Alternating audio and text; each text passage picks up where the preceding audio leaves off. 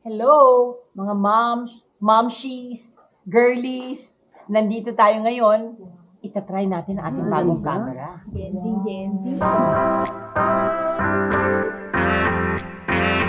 Hello, welcome to my vlog. Vlog ni Manay Gina de Venecia. Oh, may pa-vlog pa tayo ha.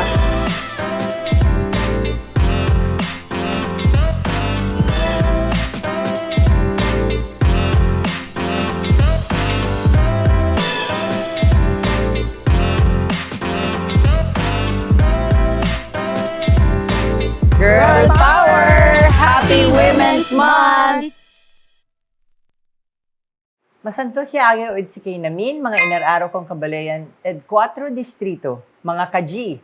Ngayong araw na ito, ang ating bisita ay ang mga empowered women here in the 4th District of Pangasinan. Andito po, kasama natin ang Mayor ng San Fabian, si Mayor Marilyn Agbayani. Si Dr. Twiggy Rosario, she is herself a dermatologist. She was a former SK Kagawad, became an SK chair, then naging vice mayor of San Fabian, and now she's a board member representing the 4th District of Pangasinan. Si board member Noy de Guzman, one of my favorite na empowered woman because ang kanyang pinasok ay sa men's world. Engineer Edita Manuel, who's a former councilor of San Jacinto, and now she is the Municipal Disaster Risk Reduction Officer of the LGU of San Jacinto, si Rosalie Aliasos.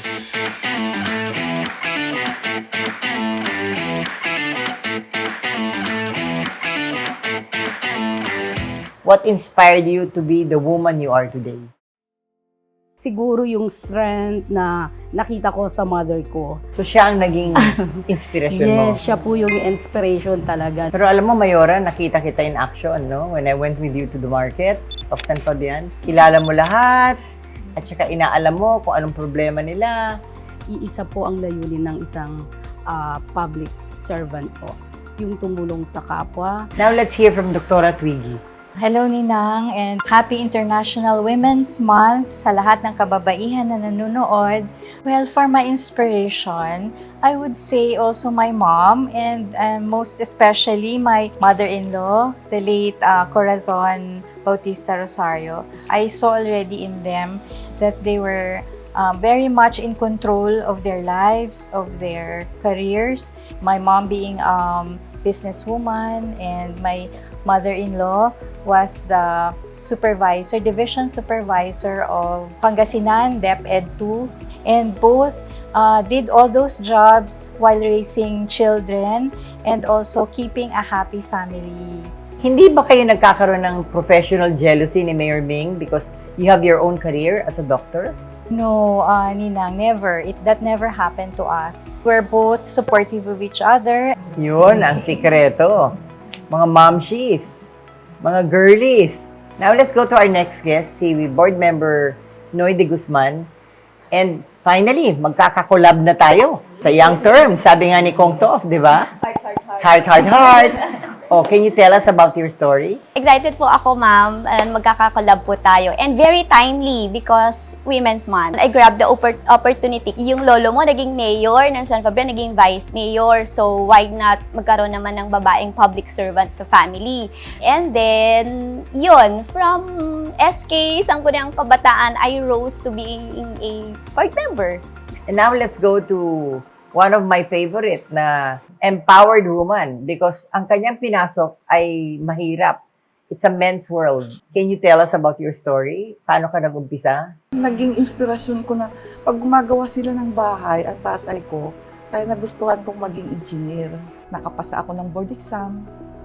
I joined the thousands of men in the DPWH. Kung ano yung kaya ng lalaki, kaya rin po natin, di po ba? At mas matapang pa tayo. Kasi mga kababaihan, mas merong willpower. Mas malakas. So Rosalie, can you tell us about your story? Being an empowered woman, like you all, syempre, kailangan nating maitayo ang ating sarili. And you also lost a child. Pareho tayong Yes. member ng ina. And that was a tragedy kasi he was graduating at that time and he's turning around 20 years old. Na-disgrasya po sila. And my word talaga, para akong bumagsak na hindi ko alam yung aking gagawin. Pero yun yung aking parang sandata para maging strong woman. Parang emotional na, no? Hi! Araw.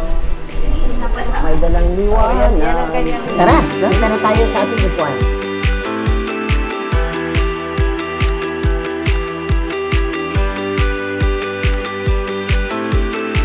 So ngayon naman, ang next question ko sa inyong lahat is, what will you tell your 15-year-old self? Be strong. Magiging mayor ka pala ng San Fabian. Do not be easily discouraged. Huwag makipagkompetensya sa ibang tao. Thank you kasi naging malakas ka. Thank you for being yourself. Believe in yourself. Learn from your mistakes, but never dwell from your mistakes. It's okay that you make mistakes because failure is not the end of the world. So si Manay Gina naman tatanungin ang sarili niya. Ang masasabi ko lang is continue the love, the kindness, the compassion, the understanding that I got from my parents because I was brought up with so much love. That's where I learned how to be a good person. And yung inspiration ko naman sa public service, although nung maliit pa ako, tumutulong na kami, naging mas intense nung namatay ang daughter kong si Casey.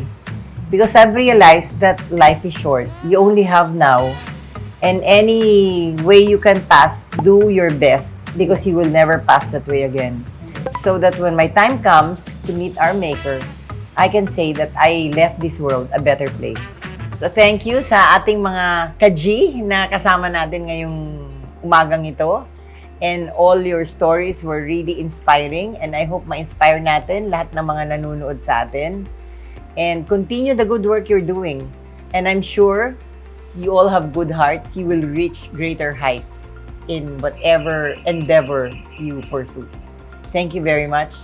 At sa lahat ng ating ka-G na nanonood, maraming salamat. And please continue to follow us sa ating vlog. Thank you. G tayo sa Girl Power and Happy Women's Month! Heart, heart, heart! Huwag niyong kalimutan mag-like and subscribe. And tell me your comments kung gusto niyo ano pang ikwento ko next time. Thank you.